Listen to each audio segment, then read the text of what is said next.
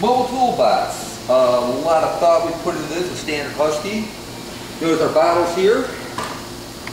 Hook onto our extension cord, which holds our knee pads in place.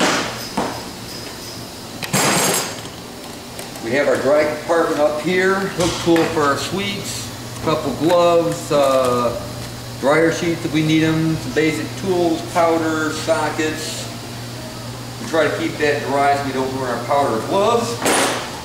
As we flip open, we have our two pouches.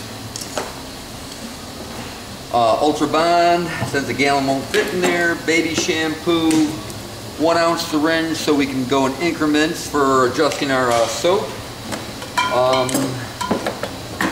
2 tanks of MAP gas, 2 TS 8000 torches, brake light scrubber, bulldozer black and white, little electrical tape, rear view mirrors. I prefer a dead blow hammer, don't like hitting metal on glass.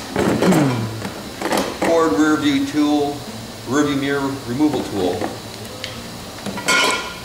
Now typically most of you guys would probably have the heat gun in there. You notice we don't have the heat gun. Like I said, kind of deemed it obsolete. As we go up to a vehicle, everything I need for various shots right in the box. And as I said, sometimes a bungee will come in handy. Extension cord no longer needed. So we just do our bottles this way now.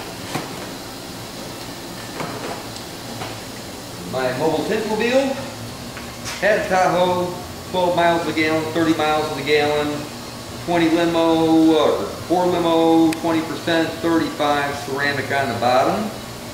Got our